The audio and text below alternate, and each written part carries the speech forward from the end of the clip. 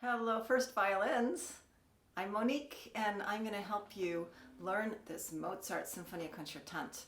And not only are we going to learn the concertante, we're also just going to learn some really good techniques for practicing that you can use at any time.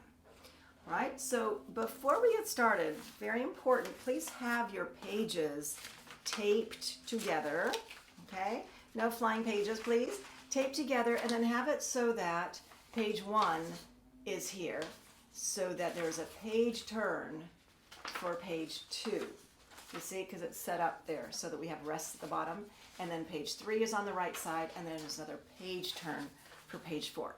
So if you don't have this together yet, that's okay. Just pause the video and go take care of your music. I also have it 3-hole punched here so that I can put it into my OSW folder, and it's going to be right there. Okay, first thing. Also make sure that you have a pencil, sharpened pencil, and an eraser, because you're going to need that. And you can see I also always have a metronome on my stand. Those are sort of the basics for practicing. And so go ahead and get set up, and when you're done, come on back. So let's talk about practicing. We want to practice efficiently, and a lot of times practicing efficiently also means slowly. So there are a couple of quotes that my teacher used to say. He used to say, make haste slowly, right? So hurry up slowly. You'll go faster if we do it really with really good focus. All right, and the other thing is that practicing is just solving problems. So now let's just take a look and see what problems that we need to solve. First of all, it looks like a lot of music and looks pretty long, but fact of the matter is that the first page is a really important page for the orchestra, because that's all tutti, that's all us. And then the soloists come in, and then there's an important section, a tutti in measure 158, so that's the middle of the second page to about the end. That's important. And then guess what? From measure 223 on the third page, it's all the same thing again, basically. Just about, and then there's one different passage in the end, but all of the themes are exactly the same. So if we practice the first page really well, we've already knocked out a whole other page. So these are the problems we're going to solve. One is the problem of playing in tune. There are some passages that need attention just for intonation. Another one is playing fast. All right, there are 2 passages that really need to be played accurately and fast. And the third is strokes. Okay, particularly one stroke that we need for this. That's a typical light Mozart stroke. With just taking a look at the key, this is E-flat. And we don't play an E-flat all the time. And so let's just sort of orient ourselves in terms of what is E-flat and where is it. So for now, you see that there are 3 flats there, B, E, and A-flat. That means that we have a low first finger on all of the strings. So go ahead and just play.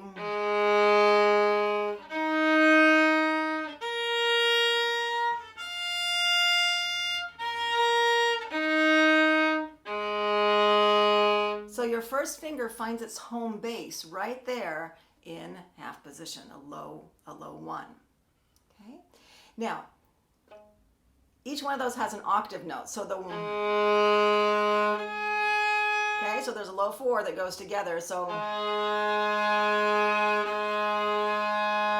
that's our A-flat octave. So go ahead and practice that. Make your hand really comfortable in that position.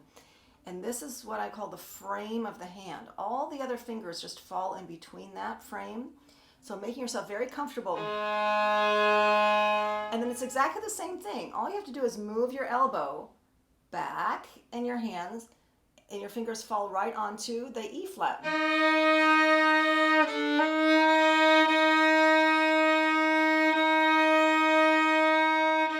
And then you move your elbow back, and you fall right into the B-flat octave.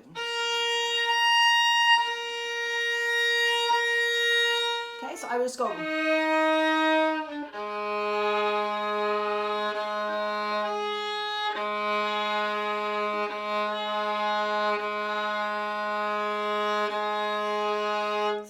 practice it and really listen so those are really well in tune, because we're not really used to playing, in E-flat all that often. So that's the first thing for the frame. Now, the other thing that's constant is we always have low first fingers. We also have your second fingers that are always going to be a whole step above the first finger when we're in first position. So and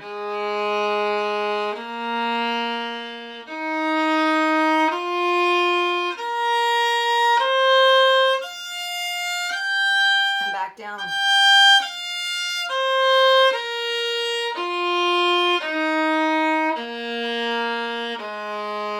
Okay, and if you want to check that from an intonation, you leave your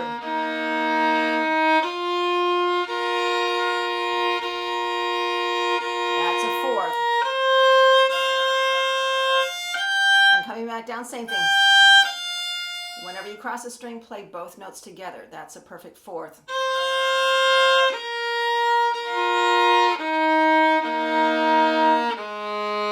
So go ahead and pause the video and just practice that. Just sort of get your bearings on where those fingers go. Then the next step is figuring out the third fingers. Again, it's going to be a whole step. Okay, third finger's here. And all the places we expect it to be, thank goodness, because that means we can tune our third finger G. We can tune our third finger D. But we get to the E string, it's a low 3, right? It's an A-flat. So let's do 1, 2, 3, 1, 2, 3, 1, 2, 3 on every string. Those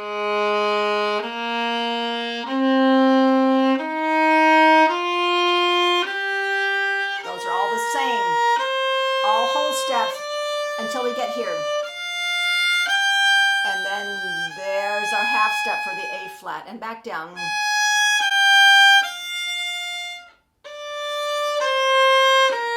Plan it out, whole steps, whole steps. Okay, and we've already established where the fourth fingers lie, right? Here they're low, low, okay? For the D, we'll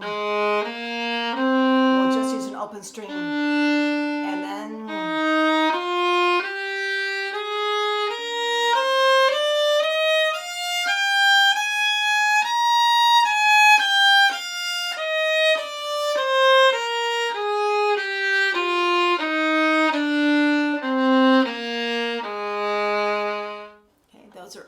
notes in E-flat major in first position.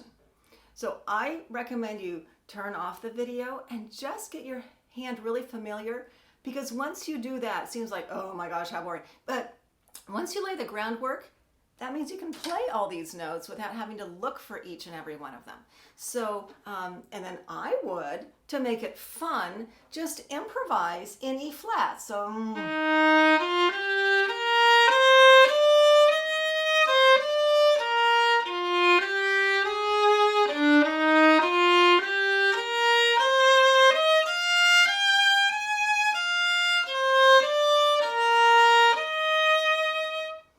anything. Play any little tune, but always make sure your finger's in E-flat major. And that will just give you this comfort. Okay? Do it. So now let's get to the next thing, which is the bowing. So once we solve it on page 1, in measure 3, you've actually solved it for the whole movement. That's what we call efficient practicing. All right, so let's take a look here, and let's just do the stroke on, let's say on a B-flat, okay? So, very important that we have a really good, relaxed bow hold, okay? Make sure that the pinky is on top, because it's going to be doing a little bit of balancing. Make sure that you are not squeezing with the thumb and that your thumb is round. So I'm holding my bow just very easy, very lightly, like a pencil. So when I turn it over here, my pinky's working hard, index is not working. When I turn it here, it's just lying in my index finger. Pinky's not working very hard. And I'm never squeezing with my thumb. All right, this is really important because we need all of that lightness and flexibility in our fingers to do this stroke. So I'm now just putting my arm at an angle, okay, at a right angle, and nothing is moving, okay? This is the stroke I'm looking at.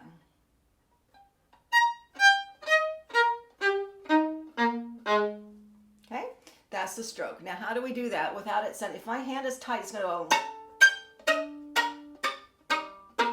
It's not going to sound very good. So we need that softness in the hand so it can really land.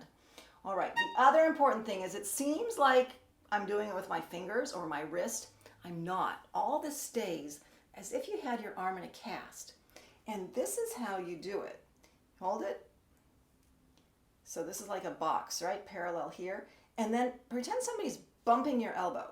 Bump, bump, bump.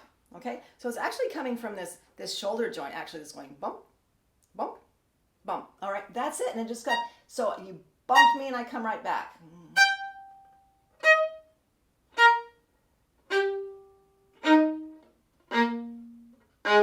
So since I practice my E-flat scale, like these notes feel totally easy for me. I don't have to go looking for them.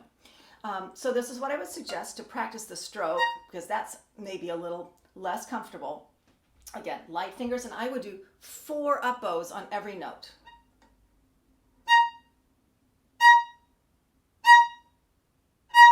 Okay, and note that, and then I'm not coming from the air going and hitting it like this. I'm actually putting the bow on the string and getting bumped and coming back to putting my bow on the string, move. Okay, try that on the string very lightly and then just bump. Now when you get to the D string, you need a little bit more pressure, and same thing, the G string, shorter bow and more pressure so that it speaks. Okay? All right, that's how you practice it. The next step after you do 4 per is going to do 3 per. So 1, 2, 3, 1, 2, 3, etc. all the way through. And guess what comes next? 2 per. Make sure you have your finger down first before your bow touches the string. Okay, and then the very end is 1 per. Finger before bow, finger before bow, and always. So there's really refined coordination going on here. Watch. I'm putting my finger and my bow on the string before I move. So plant, move, plant, move, plant, move, plant, move, plant, move, plant, plant, move, plant, move. Okay? If you can figure that out, if your brain can actually put a finger and a bow on the string without playing and then move, that's a really great coordination issue. And really, technique is nothing but coordination. You ever thought about that? Technique is just good coordination. And nobody is born with good coordination. So that's what we practice. We just practice being better coordinated. But I'd like you to go to measure 70, where there's a B there, right? The letter B. So here, I would put on that C, which is on the 4th beat, take your pencil, I would put my first finger on that. You know why? Because you have time. So put your second finger and then just replace your first finger there. So after you play that, second finger, replace it. Why? Because it's really important, because when you're doing it, that first finger C is really the heart of everything. So already having your C planted here. Okay. Okay, now leave that C on, just put it right there. That first note is just an octave C, so practice it like that. Okay, the next note A, I'm playing with a C. And the C all by itself. And these 2 notes also with a C. And then I'm going backwards, starting with the F, with the A-flat, C all by itself, and then the A-flat.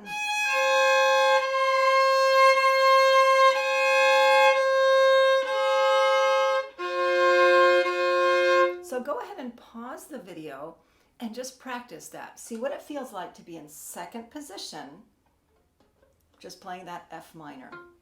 Okay? All right, and then now that we figured out where the notes are, 1, 2, 3.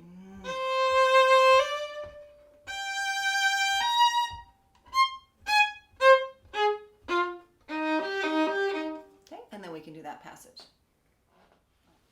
The next spot where we have all of the up bows is going to be in measure 86, which is top of page 2. So what I would do now is just put your first finger down, right? You always want an anchor. So this is your first finger, F.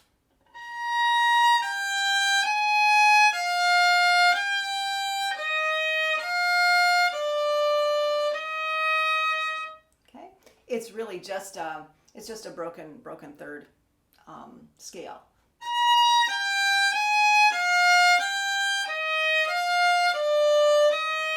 And I like to play things backwards. Why? Oh, that's too hard. That's the whole point. The whole point is you challenge your brain. So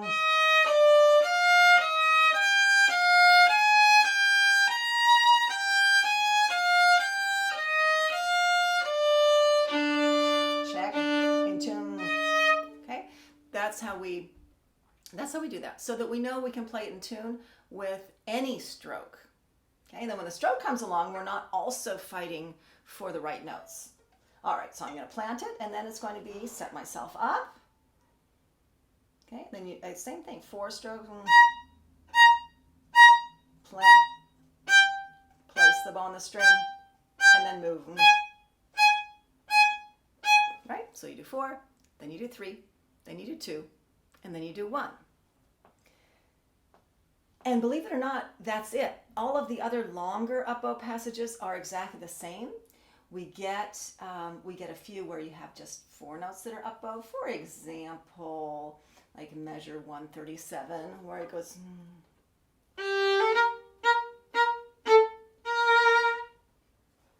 That's not going to be hard after you've already solved the problem before that. Okay, so that's it for that bow stroke, right? And the bow stroke, remember, comes from an arm bump. It actually comes from the shoulder going bump, return, bump, return. Okay? If there's moving in here, you're going to hear some sort of crashing and some ricocheting of the bow. Okay? If that happens, check. Am I really loose in my hand? And am I keeping my arm in a cast but relaxed? And then, and you'll be amazed how great you sound that way. Okay, are we ready to solve the next problem? This is more one that has to do with bowing and rhythm, but we do need to figure out the notes. So look at letter A. We have a figure that comes 3 times, and it goes like this. I'm going to play it for you in tempo. This is like a good practice tempo. It's 100 for the chord note.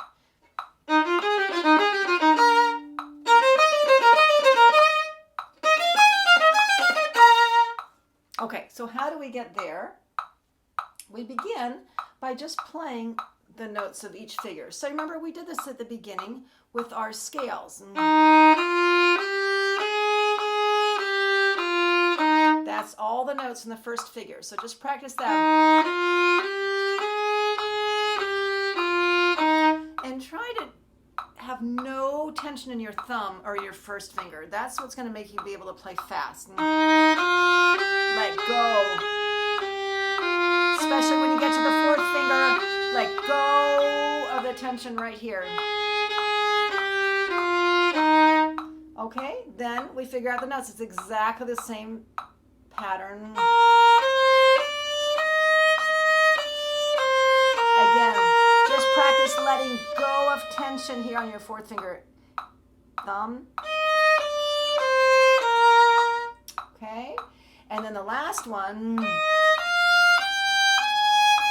Remember here, we had that half step between the 2nd and 3rd finger with the A-flat.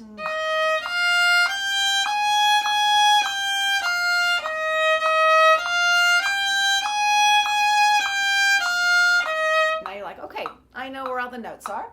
Okay, now we're going to do this and just make it faster.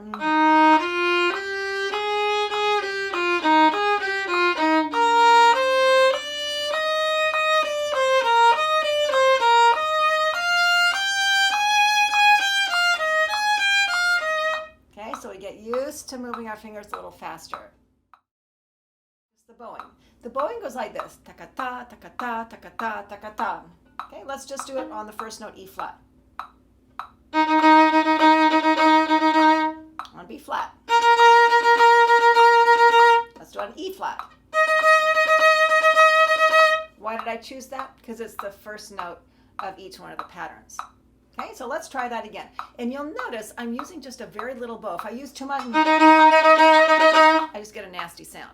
Since this is fast, we're just going to use very, very little bow with a good amount of pressure.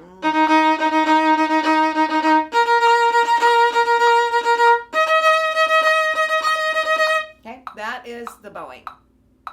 Okay, now we're just going to put the bowing and the fingers together.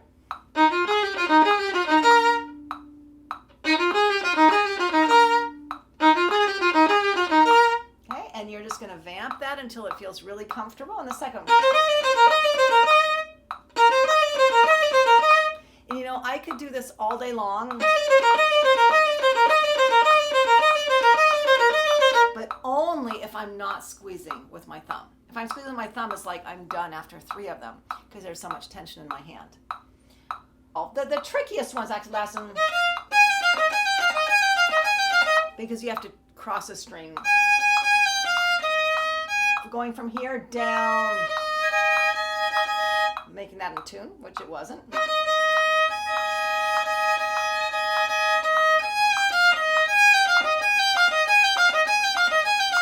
Okay, that's going to be the trickiest one, having it in tune and also having to cross the string.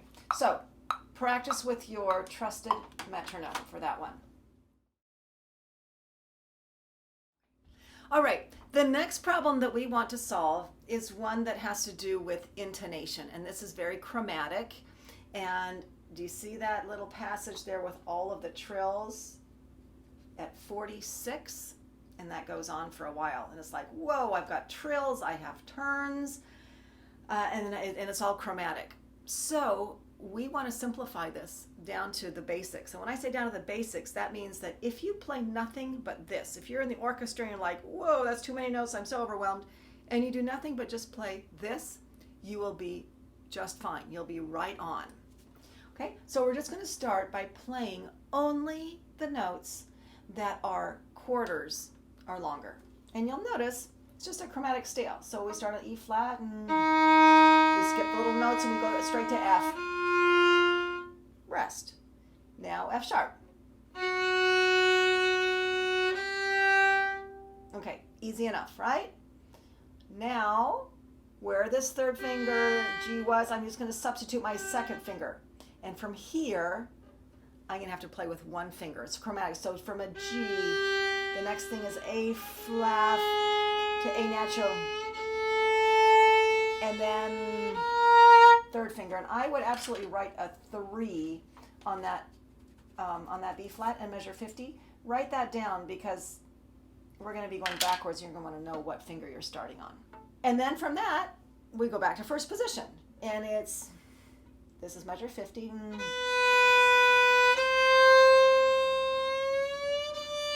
And we shift on that second finger. Okay, so notice this time when we shift, it's a whole step to a D. Okay, before when we were shifting, it was always half steps. Let me give you a little tip about shifting with half steps. If you put your finger more flat, so you're touching it like more in the middle of your finger instead of tippy toe like this,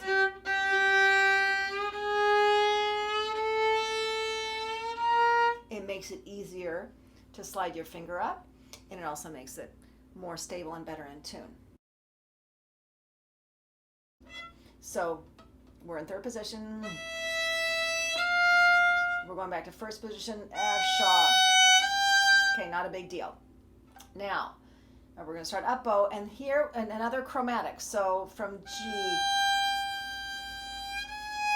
A flat, which is a half step again to A, half step to B flat, which is measure 56,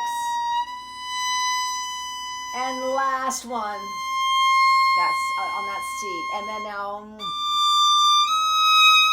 okay, all we've done is go from this E flat to that E flat. It's just a scale with some chromatics in there.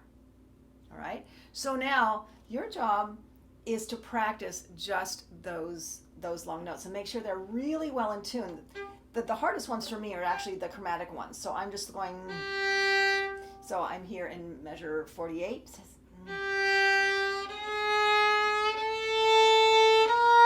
And I will go backwards. And then I check. Yep, make sure that G is in tune. So that would be the hardest ones for me. And then the next one, right underneath that, which is half a bar of measure 54, again, it's just an octave higher, but we keep going. And then, got it? So it's just an octave. This starts on a G, and this starts on a G.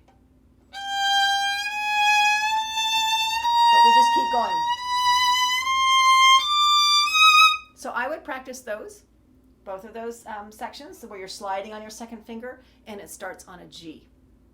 I would start there, and then you can put the rest in order. All right, so once all of your bass notes are in tune, that means all of the notes that are quarters or more, now we're going to look at what the other notes are. So, and I wouldn't play a trill, I just play them long. Okay? And then, okay, easy enough, we got that. So what we're looking at is, am I making a whole step or a half step with the lower note? Usually that lower note is your first finger. Okay, now watch, now we're going on that where we're sliding on the G. Okay, let's look at the lower notes. Whole step, half step, whole step. Okay, so that's what it is. Remember, it's whole, then half, so it's whole, half, whole. Okay, so these are the patterns that if you just remember that pattern, what it feels like, whole step, your chance of playing it in tune is a lot greater. Okay, and then we're moving on. Remember, it's B natural here in measure 50.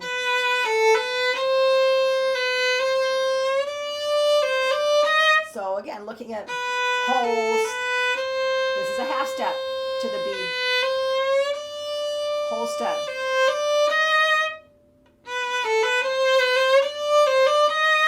Okay, so I would just practice just those little groupings together so your fingers get used to playing whole steps, half steps, and your ear gets used to hearing it correctly.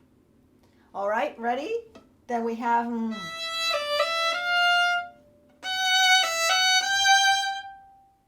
Okay, and now we have our last chromatic. Okay, let's look at that.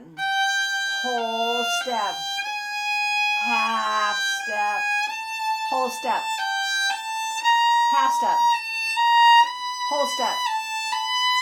Have you noticed a pattern there? It's always whole, half, whole, half, whole, half. So whole.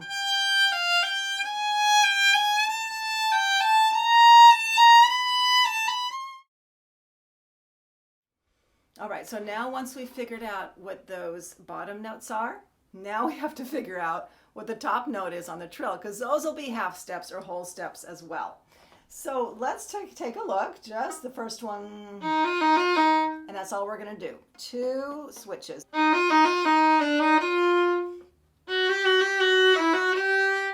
you put that to the metronome.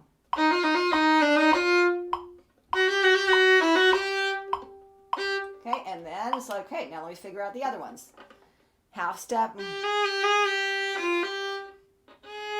whole step, half step. Okay, and then once you've got that so that all the notes are there, then you put it to the metronome.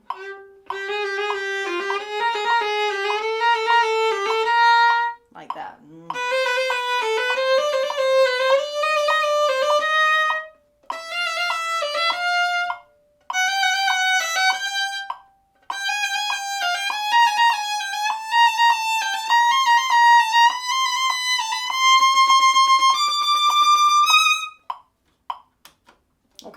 the only reason I could play it all the way through like that is I actually practiced it before I did the video. So don't just try to, play through. Just take a moment, look at it, whole step, half step, and then just practice the little segments. And then you don't have to practice it again. Then you actually know it. So we want to program it into our ears and our brains and our fingers correctly, because perfect practice makes perfect. And do you see how there are also a bunch of little notes in there? So what we want is just, again, lay the structure. All this is 1 and that's all it really is. Watch. 1 and okay, if I just play what's on every beat, that's all it is. It's just an E-flat triad.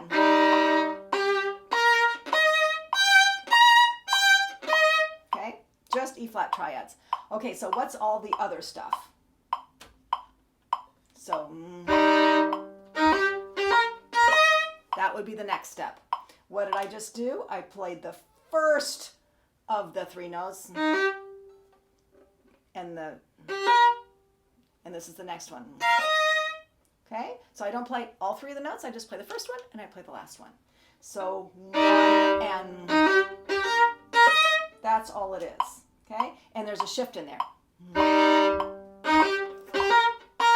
Right, you have to go from 3rd position and back to 1st. 1 and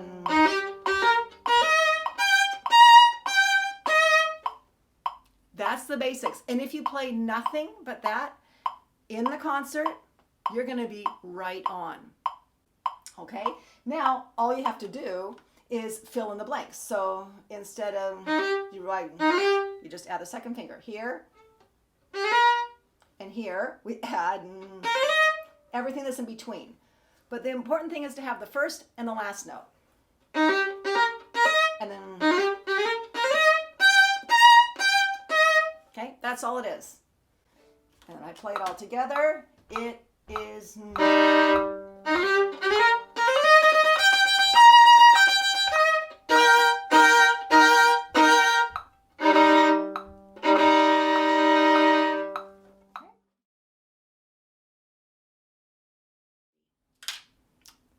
looks a little nasty, but it's not really.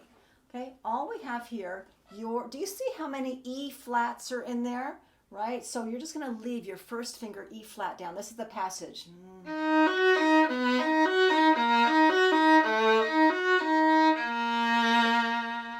Okay, that's what it is. All right, so let's just look at, leave your E flat down, your first finger. And that's a low 3, which is the same low 3 you're going to put down here on the G string for that C flat.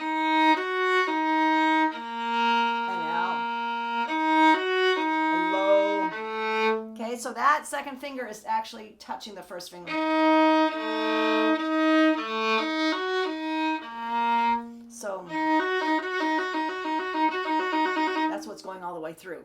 What's going on the bottom there, those notes are, and that's worth just practicing, just the bottom notes. 2.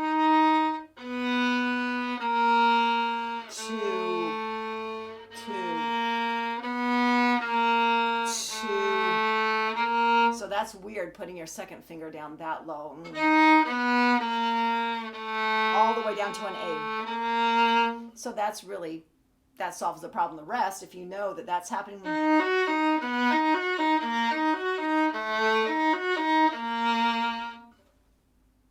Got it?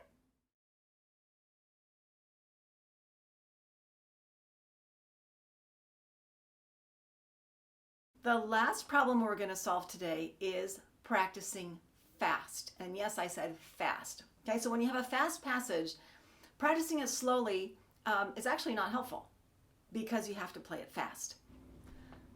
Okay, so here we are in 164. And you're looking at that, you're like, whoa, so many 16th notes. But I want you to think of it this way, okay, where I'm going to show you a fast practice technique.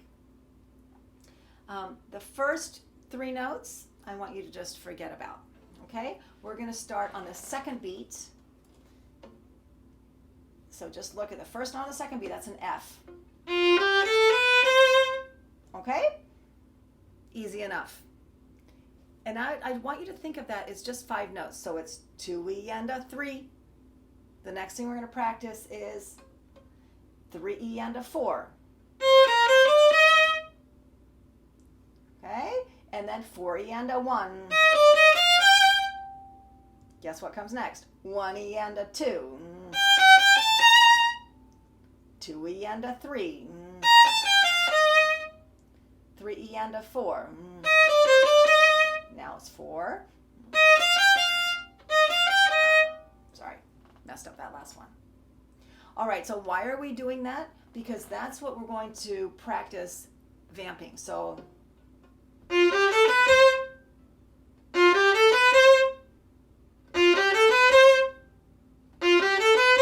once you're like, yeah, I got that. That's really easy. Do it backwards.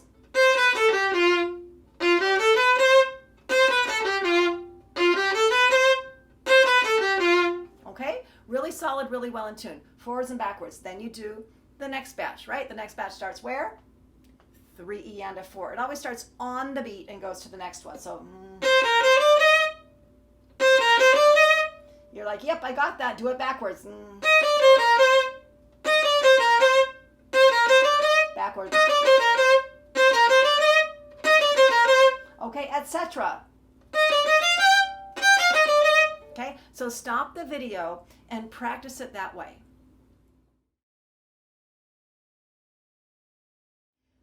All right, then the next step is that we're going to put it to the metronome.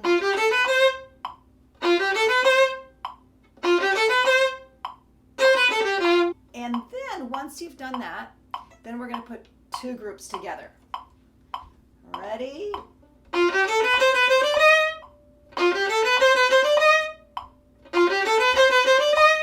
Okay, I can do that. I have 2 groups together. Can you do 2 groups backwards? What? Wrong notes.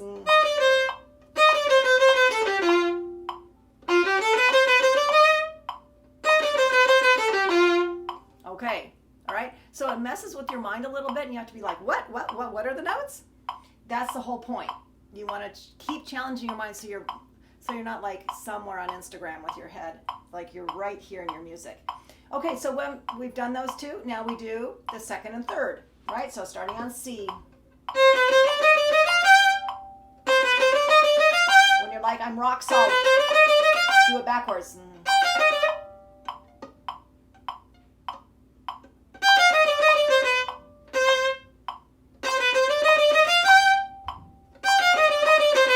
See, I had to think about that.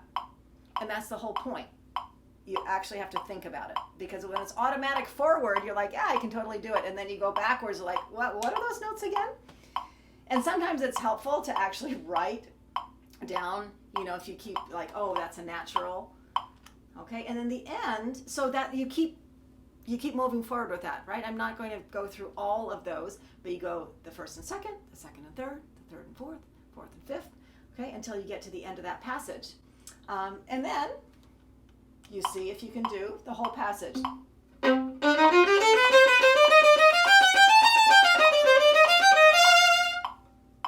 and then eventually. Now for the sister passage over here in 334, I want you to get a pencil out because we're going to practice that differently. Because in this one, there is a pattern, and so we want to practice it with the pattern. So get your pencil out and start counting notes, okay? From L, from letter L, which is 334. I want you to count 8 notes. 1, 2, 3, 4, 5, 6, 7, 8. After the 8th note, which is an F, put a line in the music right after the F. Just put a big line. That's one chunk. Okay?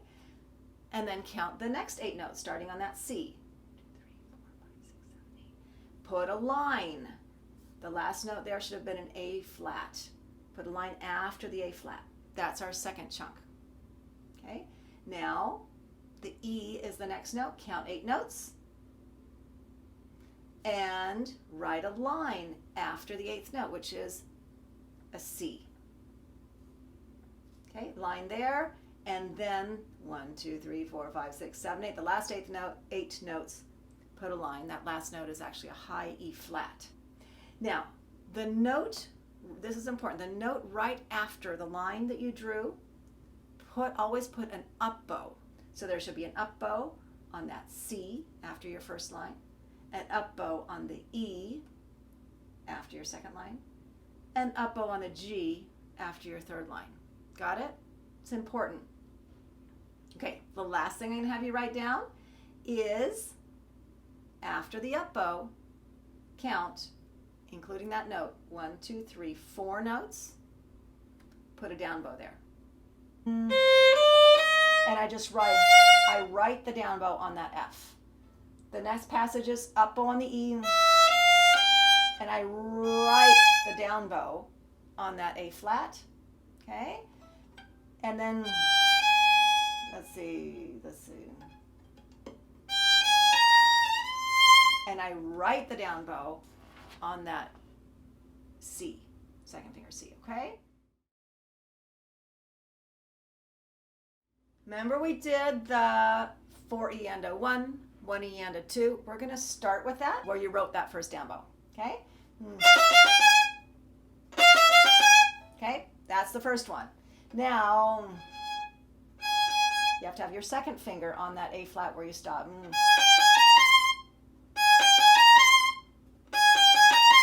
Okay, that's the next thing you practice. And then where you just ended your fourth finger, put your second finger on that.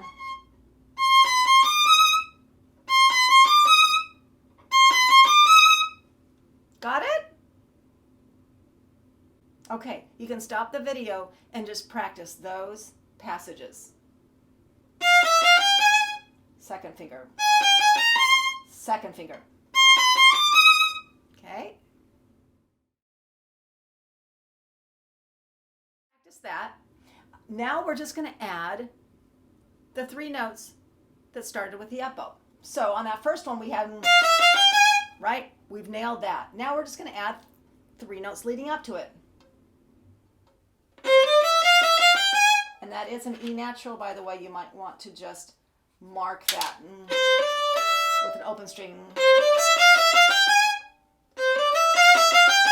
Okay, so these are just like leading up, like an up E, and okay.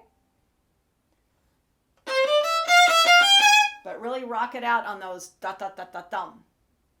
All right, and now on the next passage, we're just adding the 3 notes that start with an up bow. And remember, you have to shift right there, just half a step. But the main thing is that you feel really solid on that. Okay? And then the last one. Okay, you're going to have to practice that shift. But you've already played this so many times that your hand knows where 4th position is. Okay? And then you can put it together.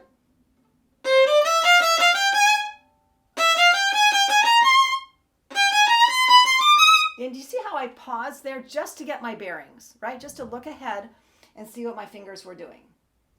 And I would do it that way several times with a pause on those lines, and then just do the whole thing with.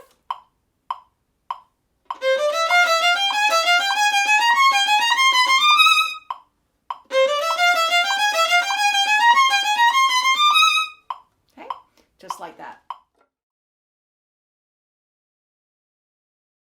All right, for the end of that passage, how are we going to get down? There is a diminished triad that we do have to practice. So you're already here in 4th position. Leave your second finger down, okay? That C, you're going to need it. The next note is C. Whoa, it's already there. And then you reach back for the A. And I would practice just those 3 notes. And back down.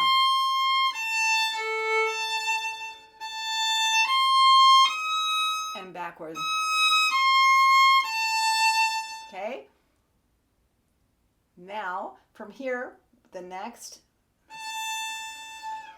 low 2, G-flat. Okay, so we go from A, shift down to the G-flat and the E-flat, and go backwards and forwards. Okay, and then measure 337. This is just the whole thing an octave lower. So E-flat, C-flat, A. Thank goodness we have one easy note. It's open A. And then just read with your fourth finger, reach up, and then. Okay, so just 3 notes at a time. Back and forth, and then the next.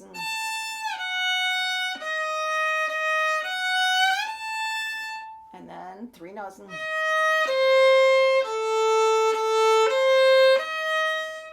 So it's no great mystery. And then you can put all 3 systems together, forwards and backwards.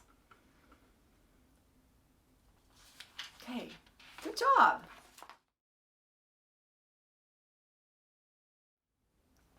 So now we've solved all the hardest problems. There are a few little stroke things like at letter C. And that gets to be played really snappy if you just use a tiny little bit of bow with a little too much energy. See, when I use just that much energy, it just stays on the string. But if I use a tiny bit of bow and a little too much energy, it's kind of like taking water in a bowl and shaking it, and it just splashes out the side. And that's what makes the bow jump. So, and that bouncy thing with the bow, my bow is actually not bouncing off the string. Take a look. The only thing going up and down is the stick, and it's going like this. Right? But it sounds like my bow is bouncing. If I did this, it'd be a big mess. Right? So I'm just actually really pressing into the string and just giving a wee bit more energy. Okay, good. That's that bowing, and you're going to encounter that a few times. Other than that, truly, if you use your metronome on those syncopated parts, 29, 30, measure 30, so it's.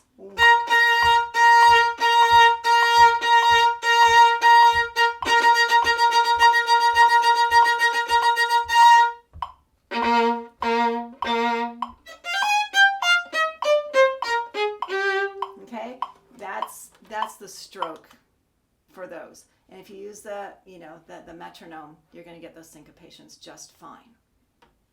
So that should be plenty to get you in really good shape on this Mozart. If you have other questions, you can certainly reach out to me, and I'll try to help you. The next thing I'll be listening for is for your videos or your audio files to come in, where you'll be having your metronome somewhere around 100 and playing this whole thing through with the metronome so that I can hear how you're doing. And then I'll give you some feedback. Okay? I think this is going to sound so great with all of us together, and it's one of my favorite pieces. I used to play this with my sister. My sister is a viola player, and she's now a viola player in the Pittsburgh Symphony. But when we were little, we liked playing things together, and this is one of the first things that we played as a duo. So it has a very special place in my heart. Looking forward to seeing you all. Bye-bye.